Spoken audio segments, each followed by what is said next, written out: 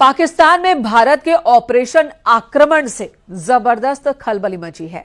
इस वक्त पाकिस्तान में खौफ का आलम है और ऐसी स्थिति है कि पाकिस्तान के जनरल और पाकिस्तान के पूर्व विदेश मंत्री बिलावल भुट्टो के परिवार पाकिस्तान छोड़कर विदेश भाग गए हैं।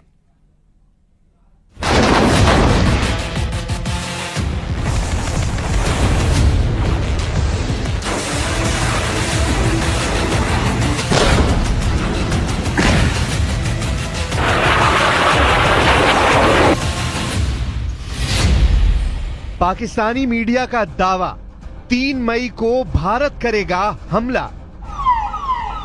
पाकिस्तानी सेना और पाकिस्तान में बैठे आतंकियों के आकाओं की शह पर जिस तरह से 22 अप्रैल को पहलगाम में हिंदुस्तानियों का नरसंहार हुआ है, उसने पूरे भारत को जबरदस्त गम और गुस्से से भर दिया है। भारत सरकार और भारतीय सेना पर पूरी दुनिया की निगाह है कि भारत अपने 27 हिंदुस्तानियों की मौत का बदला कैसे लेगा।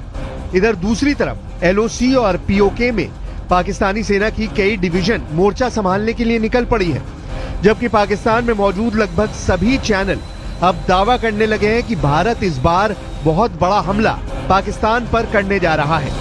भारत में पाकिस्तानी दूतावास के उच्चायुक्त रहे अब्दुल बासित ने तो यहां तक बता दिया है कि भारत 1 से 3 मई के बीच पाकिस्तान पर बहुत बड़ा हमला करने वाला है।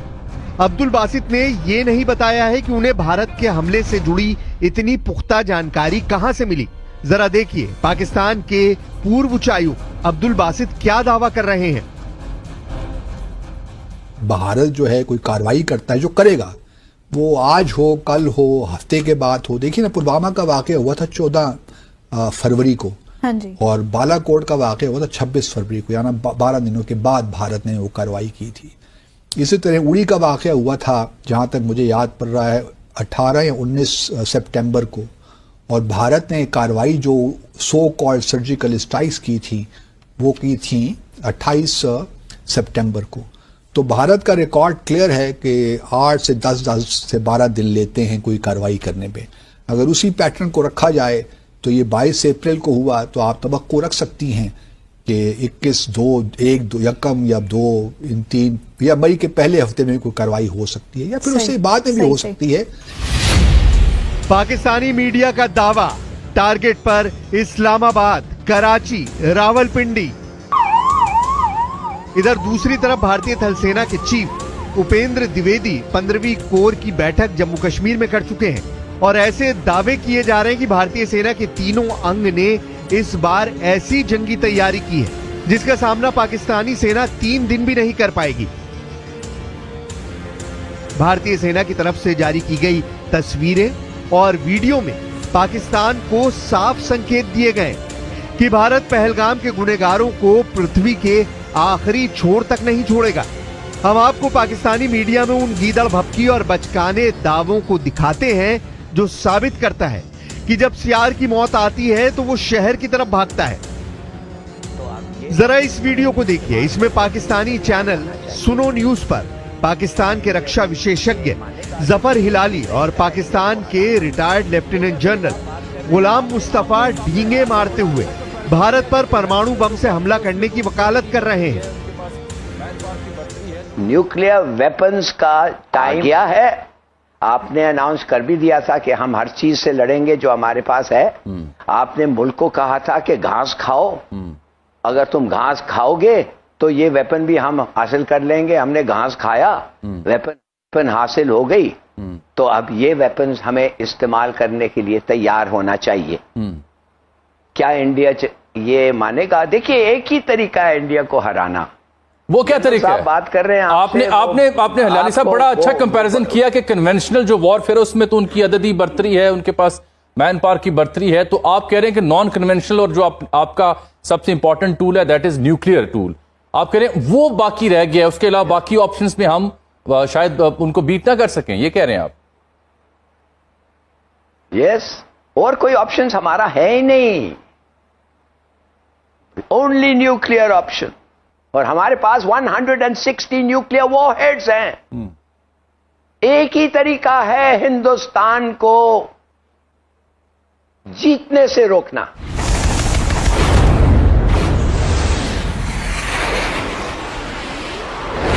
पाकिस्तानी मीडिया ये मानकर चल रही है कि भारत हर हाल में पाकिस्तान पर हमला जरूर करेगा।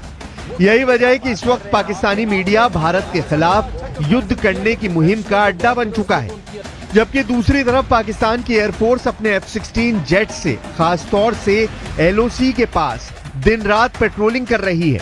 पाकिस्तान चीन से मिले VT-4 टैंक को तेजी से भारत से सटे बॉर्डर पर पहुंचा रहा है।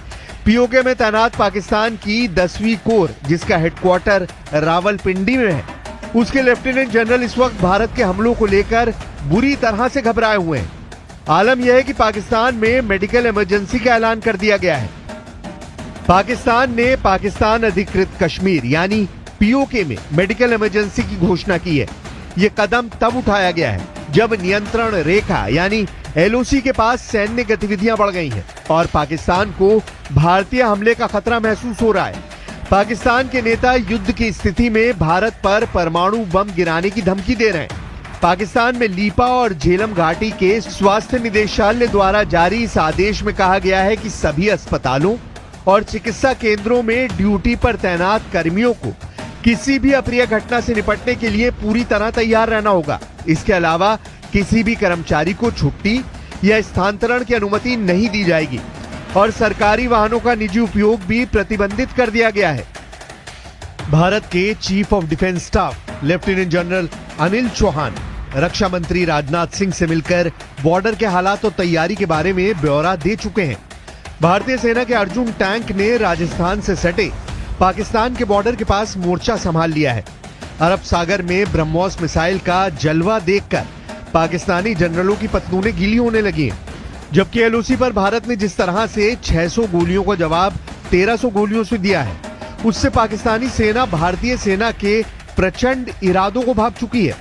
पाकिस्तानी मीडिया में जाना पहचाना नाम नजम सेठी, जो पाकिस्तान के पंजाब प्रांत के पूर्व मुख्यमंत्री रह चुके हैं, वो भी ये मानने को मजबूर हुए कि भारत के साथ अगर पाकिस्तान का युद्ध लंबा चलेगा तो पाकिस्तान को परमाणु बम का इस्तेमाल करना पड़ सकता है। पाकिस्तानी पत्रकार से नजम सेठी ने देखिए क्या कहा है। नजम सेठी ने धमकी भरे अंदाज में कहा कि भारत के एक्शन पर रिएक्शन पाकिस्तान जरूर करेगा। नजम सेठी ने गीदड़ धमकी देते हुए कहा है कि पाकिस्तान भारत पर परमाणु बम गिरा सकता है। नजम सेठी ने कहा कि अगर भारत पाकिस्तान के बीच युद्ध कुछ दिन चलता है तो भारत पाकिस्तान पर हावी नहीं हो सकता है, लेकिन अगर युद्ध लंबा चलता रहा तो पाकिस्तान भारत के सामने टिक नहीं पाएगा। फिर ऐसे में पाकिस्तान परमाणु बम गिरा सकता है। भारत तो वैसे भी डरा हुआ है, उसको पता है कि हम पागल हैं, कहीं कुछ कर ही ना दे। हम युद्ध से डरते नहीं हैं। एक हाथ में भीख का कटोरा और दूसरे हाथ में बम का कटोरा लिए पाकिस्तान भारत को जंगी धमकियां दे रहा है। पाकिस्तानी सेना के चीफ आसिम मुनीर ने एक बार फिर से जिहादी और आतंकियों की तरह हिंदू और हिंदुस्तान के खिलाफ जहर उगला है।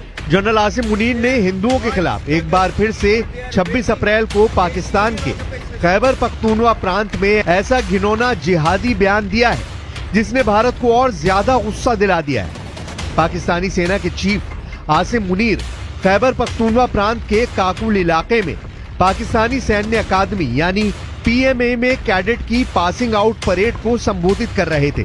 उस दौरान पाकिस्तान के नए फौजियों को संबोधित करते हुए उन्होंने कहा कि 2 नेशन थ्योरी इस बुनियादी मान्यता पर आधारित थी कि मुसलमान और हिंदू 2 अलग अलग राष्ट्र हैं, एक नहीं है।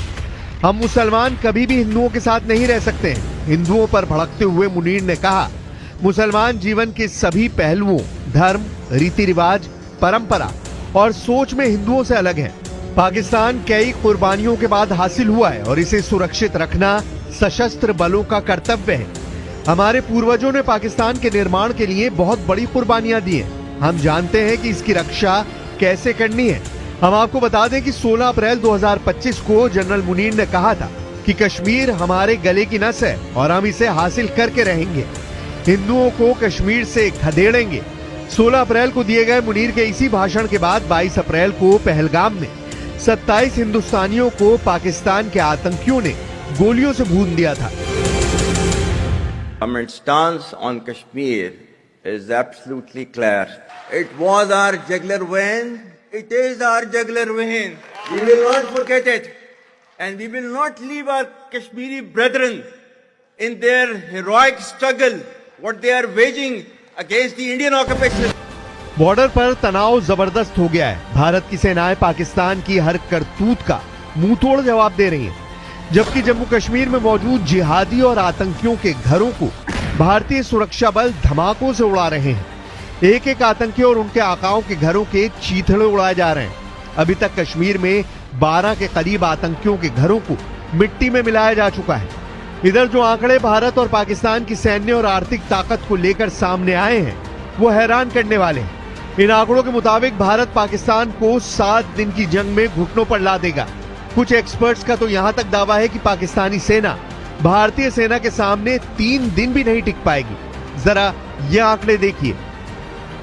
अगर सैन्य बजट की बात करें तो भारत का रक्षा बजट इस समय 78.7 बिलियन डॉलर है, जबकि पाकिस्तान का रक्षा बजट सिर्फ 7.6 बिलियन डॉलर है।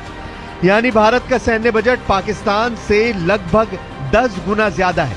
इसका सीधा मतलब यह है कि भारत के पास अत्याधुनिक हथियार, बेहतर ट्रेनिंग सुविधाएं और एक मजबूत सैन्य तंत्र है। पाकिस्तान के पास भारत का मुकाबला करने के लिए संसाधनों की भारी कमी है। जब बात विदेशी मुद्रा भंडार यानी फॉरेक्स रिजर्व्स की आती है तो पाकिस्तान की हालत बेहद खराब है। भारत के पास इस वक्त लगभग 678 बिलियन डॉलर का विदेशी मुद्रा भंडार है, जो उसे वैश्विक आर्थिक झटकों से बचाने में सक्षम है। इसके मुकाबले पाकिस्तान के पास सिर्फ 8 बिलियन डॉलर का भंडार है, जिससे वो अपनी जरूरत की चीजें भी मुश्किल से खरीद पा रहा है। जब खजाना खाली हो तो जंग लड़ने के दावों का धुआं निकल जाया करता है। शेयर बाजार के मोर्चे पर भी पाकिस्तान भारत से बहुत पीछे है। भारत का स्टॉक मार्केट इस वक्त लगभग 4 ट्रिलियन डॉलर के मार्केट कैप के साथ एशिया में सबसे मजबूत बाजारों में से एक है। इसके उलट पाकिस्तान का शेयर बाजार महज 100 बिलियन डॉलर से भी कम के बाजार पूंजीकरण पर सिमटा हुआ है। यह अंतर निवेशकों के भरोसे और आर्थिक मजबूती का बड़ा प्रमाण है। यानी पाकिस्तान ना तो सैन्य तौर पर और ना ही आर्थिक तौर पर भारत से मुकाबला कर सकता है। भारत कभी भी जो है पानी पाकिस्तान का नहीं रोकेगा। ये हमारे ऑफिशियल डिटेरेंस का एक हिस्सा है जी। हमारा डिटेरेंस इस बात जो है, अगर हमने न्यूक्लियर वेपन्स बनाए हैं तो उसमें एक ये भी है, क्योंकि हमारी सर्वाइवल का मसला है ना। बिल्कुल। अगर पानी नहीं आता तो हमारा सर्वाइवल खतरे में पड़ जाएगा। तो ये हमारा एक जो है, भारत को ये होशियार रहना चाहिए, 10 मरतबा 100 मरतबा सोचना चाहिए कि पानी को बंद करने का मतलब क्या है, या पानी को कम जो फ्लो है उसको भी कम करने का मतलब भी क्या है। सही। अगर 133 मिलियन एकड़ फीट से एक कतरा भी कम हो गया तो फिर भारत को ख्याल रखना चाहिए। और अगर यहाँ पे पानी नहीं बहता इन दरियाओं में तो फिर खून तो बहेगा, क्योंकि और तो कुछ हमारे पास उसका इलाज नहीं है। तो टैक्टिकल न्यूक्लियर वेपन्स नस्ल जो है हमने सिर्फ दिखाने के लिए रखे हुए, उसका कुछ इस्तेमाल का अगर वक्त आया तो वो इस्तेमाल भी होंगे। इधर पाकिस्तान के प्रधानमंत्री शहबाज शरीफ युद्ध की धमकी दे रहे हैं। पाकिस्तान के पूर्व विदेश मंत्री बिलावल भुट्टो सिंधु नदी में खून की नदी बहाने के दावे कर रहे हैं। रक्षा मंत्री ख्वाजा आसिम खुद मान रहे हैं कि पाकिस्तान आतंकियों का अड्डा बन चुका है, जिसकी कीमत पाकिस्तान को भुगतनी पड़ सकती है। We had no extremism at all. We were a very tolerant society. It was made to, the society was then, the whole ethos of the society was changed to support the jihad, and this was jihad which was invented by the West. It was not a jihad, it was a power struggle between two superpowers. कुल मिलाकर तबाह पाकिस्तान अगर भारत से जंग करना चाहता है तो यकीन मानिए इस बार पाकिस्तान दुनिया के नक्शे से जरूर मिट जाएगा।